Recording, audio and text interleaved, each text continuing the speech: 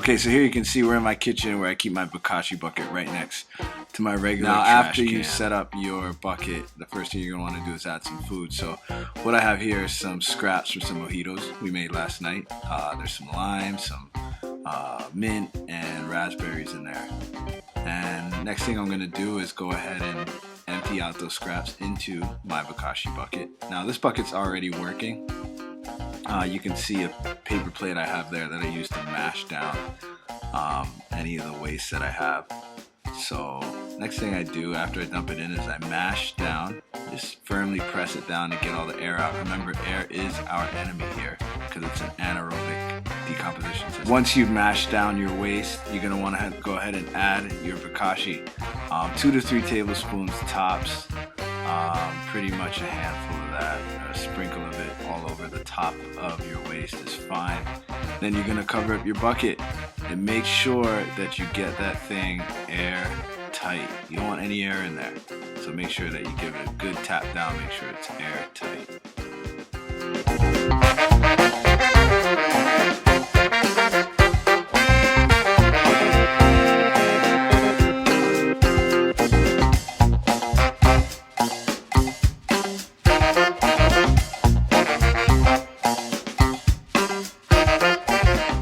Okay, so naturally there's water content in our foods that drain down through the working bucket into our reservoir bucket with the spigot. And about once a week you're going to want to check that and see if there's any liquid in there. And if there is, you want to drain it out because keeping that liquid in there can ruin the fermentation process. Now, do not throw that liquid out. That liquid is rich in microbe life and nutrients, and that is very beneficial to our plants. We call that compost tea. You take that liquid, you dilute it down about 1 to 100.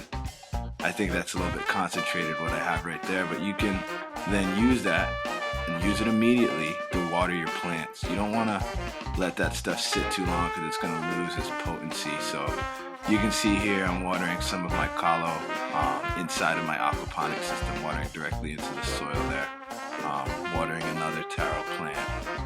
And you're going to notice some significant gains pretty quickly once you start using that stuff. That stuff is really powerful and it's full of life.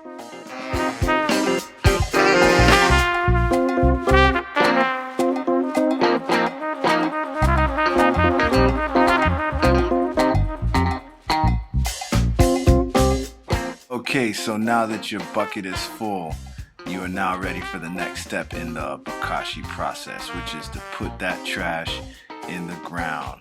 So go ahead and grab that bucket, bring it out to the yard and find a good space where you can bury it. Only know what he bring. I got a spot right behind my aquaponics system where I've been burying my Bokashi buckets ever since I started. So you're going to want to go ahead and dig a trench.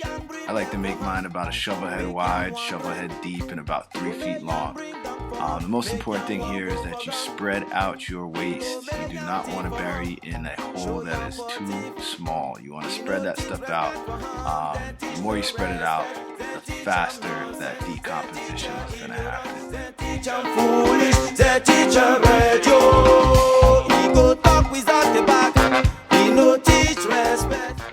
Once you have the hole prepared, it's time to empty your waste into the hole. So again, make sure you spread that waste out pretty evenly, just like so.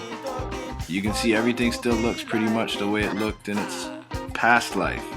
Again, remember, we are pickling our waste. Just like a pickle still looks like a cucumber, so does our waste. It's not until we bury the stuff in the ground that it finishes off. The microbes in the soil finish off that decomposition process and turn that trash into valuable, nutrient-rich compost for our gardens.